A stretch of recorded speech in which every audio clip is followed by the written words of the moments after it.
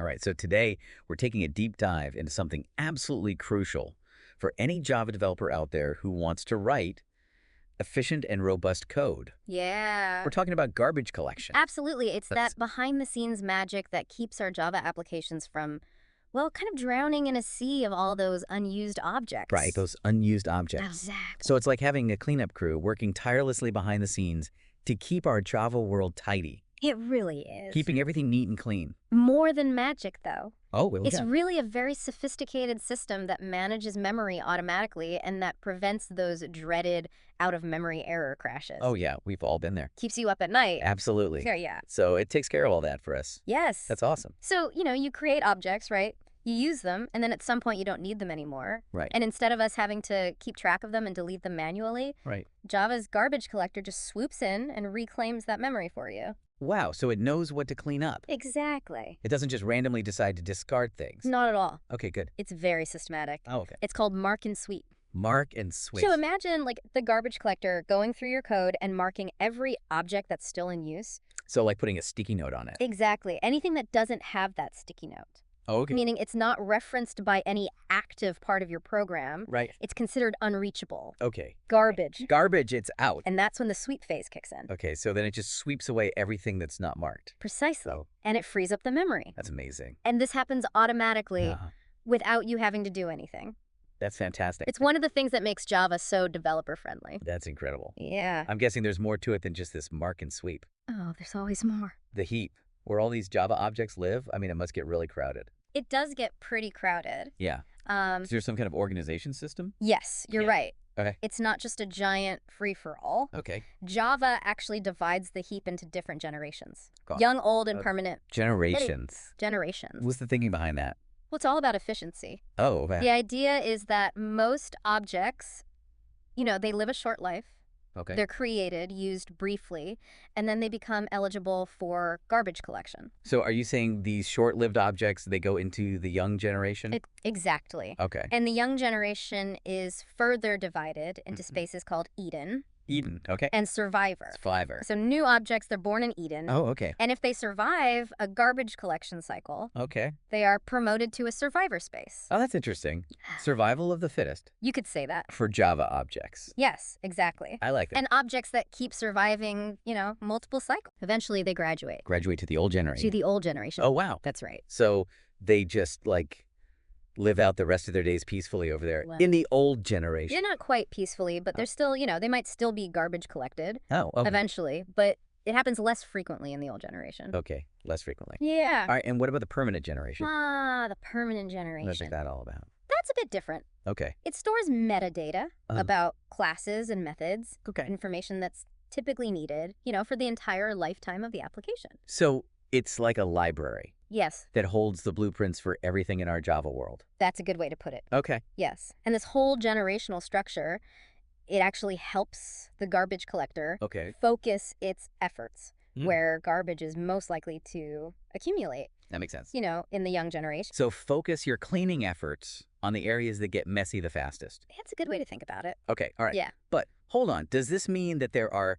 different types of garbage collection events happening in these generations? Absolutely. Oh, wow. So we have, for example, minor garbage collection events Okay. that happen frequently in the young generation. Okay. And these are like quick cleanups Okay. to reclaim space Right. from those short-lived objects. It's like tidying up your desk at the end of the day. Exactly. Okay. Then we have major garbage collection events Okay. that happen less frequently, All right. and they involve the entire heap, The whole thing. including the old generation. Oh, wow. So these are more like deep cleaning sessions. Like spring cleaning your entire house. Exactly, a perfect analogy. All right. I like it. And sometimes you have mixed garbage collection events Oh, okay. that handle both young and old objects. Okay. It depends on the specific garbage collector being used. Wait, different garbage collectors? Oh, yes. There's more than one? There are. Oh, this is getting interesting. Java offers a variety of garbage collectors. Wow. Each with its own, strengths and weaknesses. So like different cleaning tools Precisely. for different types of messes. That's right. Okay, I'm hooked. Tell me more about these different garbage collectors. Right. Let's start with the serial collector. Okay, This is the simplest one. okay, Single-threaded and straightforward. right. Suitable for applications with small heaps and limited processing power. Okay. So it's like having one dedicated cleaner Right. methodically working through each room. All right, got it. And then we have the parallel collector, Okay. the multi-threaded powerhouse. Oh, okay, this sounds more intense. Yes, it uses multiple threads to speed up garbage collection. So it's like having a whole team of cleaners tackling multiple rooms simultaneously. Precisely. Okay. Now, if your application demands low latency, Okay. minimal pauses, then the CMS collector is your go-to choice. TMS. Okay. Aims to minimize the time your application spends paused for garbage collection. So it's like having a robot vacuum cleaner that just quietly does its job in the background Exact. without interrupting you.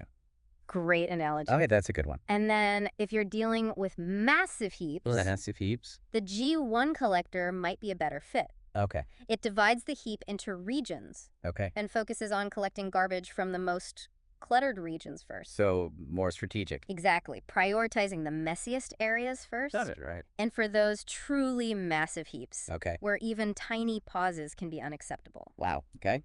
We have ZGC, TDC. cutting edge, Wow. can handle huge amounts of memory with incredibly low pause times. That's incredible. Yes, So it sounds like Java has a garbage collector for every scenario. there is. That's amazing. But with so many choices, how do you know which one to pick? That is a great question. It seems like a daunting task, And it depends on a number of factors, including your application's performance requirements, right?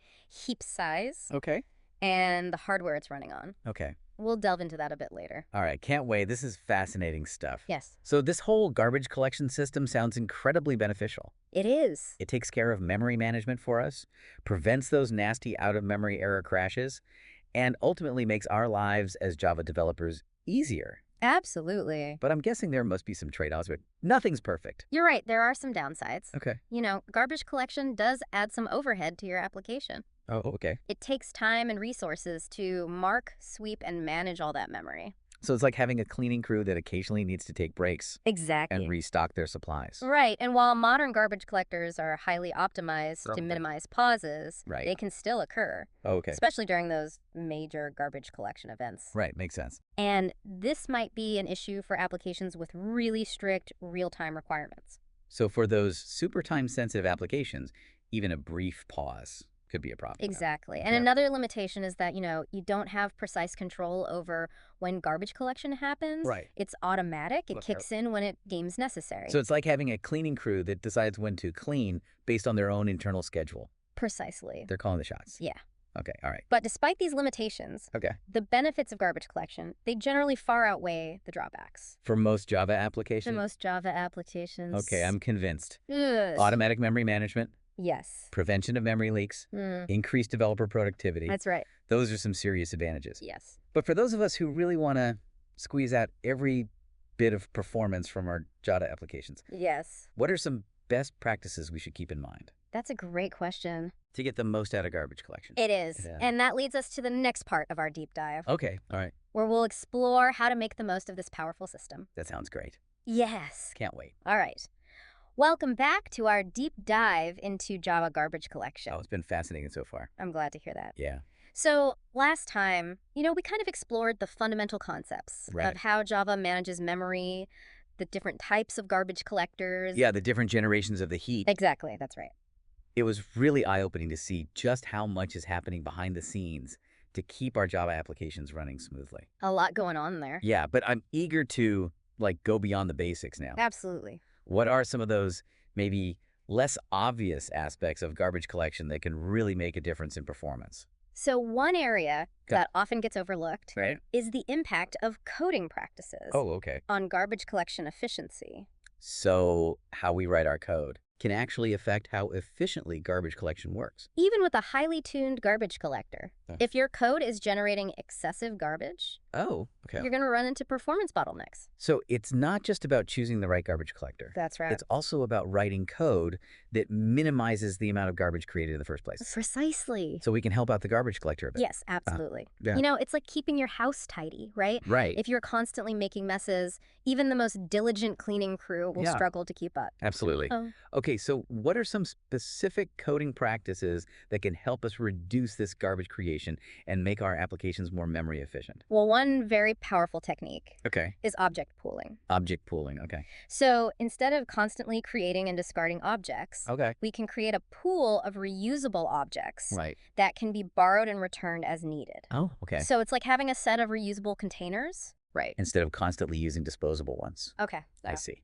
And this is particularly beneficial for objects that are, expensive to create Oh. or are frequently used in your application. Right. So by reusing objects, Okay. we reduce the overhead of object creation Okay. and garbage collection. We're not creating as much garbage to begin with. Exactly. Okay, that sounds like a smart optimization. It is. Are there any other coding practices that can kind of help us lighten the load on the garbage collector? Yeah, another important aspect is to be mindful of object life cycles, Oh. right? So try to limit the scope of objects as much as possible. Okay. If an object is only needed within a specific method Okay. or block of code, Right. make sure it's created and used only within that scope. So keep things localized. Precisely. Yeah. And when objects go out of scope, they become eligible for garbage collection sooner. Okay. So that frees up memory more quickly. Okay, that makes sense. Yeah. So these are great tips, but are there any design patterns Oh, yes. that naturally lend themselves to memory efficiency and play well with the garbage collector? Absolutely. Are there any that come to mind? So the flyweight pattern, Flyweight. that's a classic example. It's Wow. all about sharing objects to support large numbers of, fine-grained objects efficiently. So it's like having a single blueprint that can be used to create multiple instances. Exactly. Think of it like a cookie cutter. Oh. Right. You can use the same cutter to make multiple cookies, Yeah. saving space and resources compared to like creating a unique mold for each cookie. Right. Right. So the flyweight pattern, it allows us to share common data among multiple objects, Okay. reducing memory footprint. That analogy makes so much sense. It really clicks. Good. It makes it much clearer. I like that. So are there any other design patterns we should kind of be aware of when thinking about this memory efficiency? Another one worth mentioning is the immutable object pattern. Immutable object patterns. So immutable objects, once created, cannot be changed. So they're like read-only copies of data? Precisely. Okay. And this immutability, it makes them inherently thread safe. Okay. And it can simplify memory management Right. because the garbage collector doesn't need to track changes to these objects. That's a great point. Immutability can really make our code more robust Yes, and predictable. absolutely. And it seems like it can benefit garbage collection as well. It can, yeah. It's interesting to see how these design patterns can impact performance at such a fundamental level. Indeed. It's amazing. By choosing the right design patterns Okay. and adopting, good coding practices, Okay. we can significantly reduce the strain on the garbage collector and make our Java applications run much more efficiently. So it's all about working in harmony with the garbage collector. It is. Not against it. Absolutely. But even with these best practices, sometimes we need to fine-tune the garbage collector itself, right? Sometimes we do. You mentioned earlier that Java offers a variety of garbage collectors, Yes, and choosing the right one can make a big difference. absolutely. Selecting the right garbage collector, Yeah. it's a key decision Okay. that can significantly impact your application's performance. But with so many options, how do we know which one to pick? That's a great question. It seems like a daunting task. It can be, but don't worry. Okay. There are some clear guidelines and strategies you can follow Okay. to help make that informed decision. All right, tell me more. First and foremost, Yeah. you need to have a very clear understanding Okay. of your application's performance requirements. So know what we're working with. Exactly. Yeah. What are your priorities?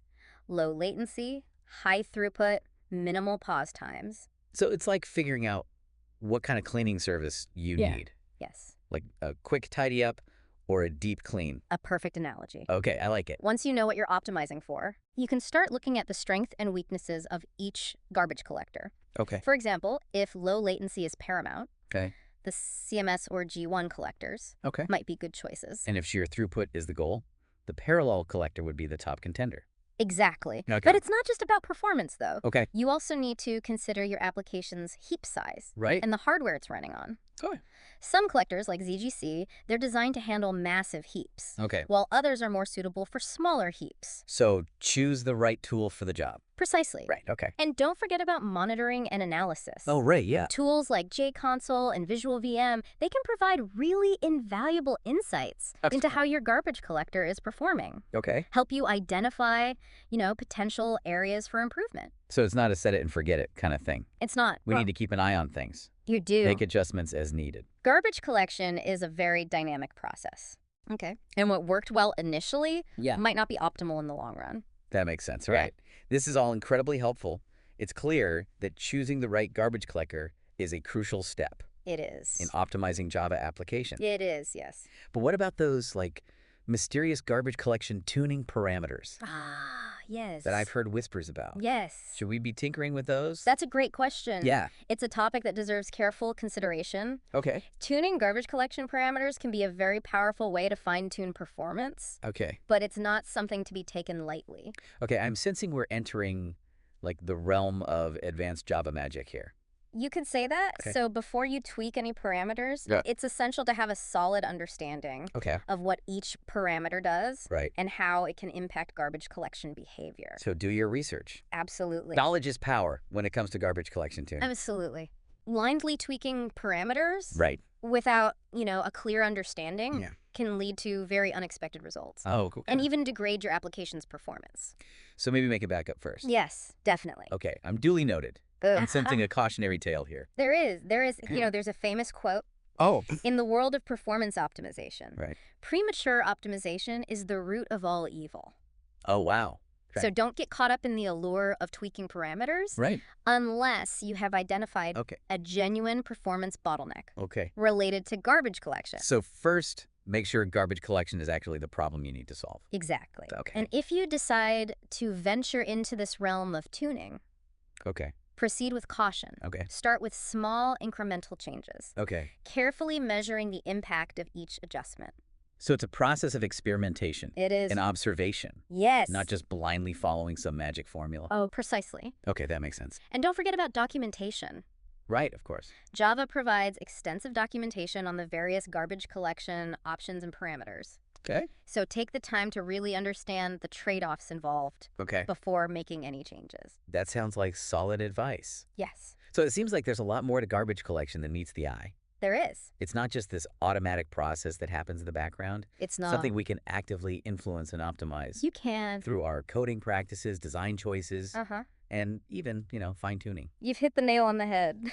All right, well, this has been an incredibly insightful deep dive into the world of Java garbage collection so far. I'm glad it's been valuable. We've covered a lot of ground Yeah. from, those fundamental concepts Yeah. to those advanced tuning techniques Uh-huh. and some common pitfalls to avoid. That's right. But I have a feeling there's even more to explore. You're absolutely right. In Yeah. the final part of our deep dive, Okay, all right. we're going to shift our focus Okay, to the more practical side of things. right. We'll explore specific coding practices, Right. design patterns Yeah. that can help you minimize garbage collection overhead Okay. and write more memory-efficient Java code. Sounds great. Yes. Can't wait. All right.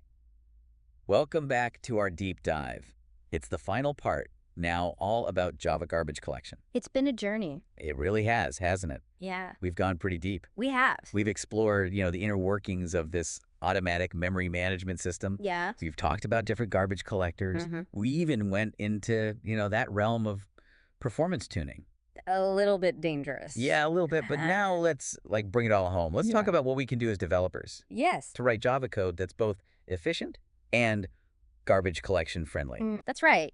While the garbage collector does a lot of that heavy lifting behind the scenes, Yeah. we can make its job a whole lot easier Right. by, adopting certain coding practices and design patterns Right. that minimize garbage creation and really promote memory efficiency. So it's like being mindful of our environmental footprint, I like that. but in the world of software. Exactly. It's Okay. about being conscious of the resources we're consuming Right. and finding ways to reduce waste. Reduce, reuse, recycle. Exactly. Right. And in the context of Java, that waste is unnecessary object creation. So what are some concrete steps we can take to kind of clean up our act, so to speak, Okay. and write code that plays nicely with the garbage collector? Well, one of the most effective techniques is object pooling. Right. We touched on that a little bit before. We did. So remind us, what is object pooling again? So instead of constantly creating new objects, Okay. right, we can create a pool of reusable objects Okay. that can be borrowed and returned as needed. It's like having a library of reusable components Exactly. instead of constantly manufacturing new ones. Precisely. Okay. And this approach can significantly reduce Okay. the overhead associated with object creation All right. and garbage collection, especially for objects that are, expensive to create or are frequently used in your application. So for those performance critical applications, Absolutely. this is a must. It is. Okay. Yeah. Are there any other coding practices that can help us, reduce the amount of garbage we generate? Yeah, another key principle is to be mindful of object life cycles. Okay. Try to limit the scope of your objects as Okay. much as possible. Right. If an object is only needed within a specific method Right. or a block of code, Yeah. create it and use it. Okay. Only within that scope. Keep it contained. Exactly. Don't let it linger Don't let it linger. unnecessarily. Okay. By keeping object life cycles short and contained, we make them eligible for garbage collection sooner. Right. Which frees up memory more quickly Makes sense. and reduces the overall workload on the garbage collector. Okay, so these are great tips for writing cleaner, Yeah. more efficient code. Absolutely. But what about like design patterns? Oh, yes. Are there any patterns that naturally lend themselves to this memory efficiency and complement the garbage collector's work? There are several, but one that really stands out Okay. is the flyweight pattern. The flyway pattern. It's all about sharing objects to support large numbers of, those fine-grained objects efficiently. Right. Think of it like a blueprint that can be used Okay. to create multiple instances Right. without duplicating all the data. Okay. So The cookie cutter. exactly, the cookie cutter, Okay, right? yeah. You can use the same cutter to create multiple cookies instead of crafting each one individually. Yeah, it's much more efficient. It is. It saves space and resources. Absolutely. So the flyweight pattern, it allows us to share common data among multiple objects, Right. which significantly reduces memory footprint. Okay, that analogy really does help. It's like it finally clicks. I'm glad it does. Yeah, it makes it much clearer. Good. Are there any other design patterns that, we should keep in mind Yes. when aiming for this memory efficiency? Another powerful pattern Okay. is the immutable object pattern. Right, we talked about immutable objects We did. a little bit earlier. Yes. So remind us again, what are those? So immutable objects, once created, cannot be changed. They're like read-only snapshots of data. Precisely. Okay. And this immutability brings several benefits. Okay. It makes them inherently thread safe. Right. It simplifies memory management. Okay. It can even improve performance because the garbage collector doesn't need to track changes. Right, to these objects. Exactly. Okay, so immutable objects, they sound like a really valuable tool in our quest for this efficient and robust Java code. They are. Okay. And as we wrap up our deep dive into Java garbage collection, Yeah. it's important to emphasize Okay. that this journey, Doesn't end here. it doesn't end here. There's always more to learn. Absolutely. The world of Java is constantly evolving. Right. New garbage collection algorithms, optimization techniques, Right. best practices, they're always emerging. So stay curious. Yes. Always be learning. Yes. All right, well, this deep dive has been incredibly enlightening. Good. I'm glad. We've, really demystified the magic behind garbage collection. I hope so. We've explored those inner workings. Yeah. And, we've discovered how we can actively participate in this process Absolutely. to create those more efficient, Yeah. performant Java applications. That's right. I think, one of the key takeaways for me is that the garbage collector Yes. is a powerful ally. It is. It's not something to be feared. Exactly. We need to embrace its capabilities. Yes. Understand its nuances. Absolutely. And use that knowledge to really elevate our Java expertise. Well said. And to our listeners, thank you so much for joining us on this deep dive It's been a pleasure. into the fascinating world of Java garbage collection. Thank you.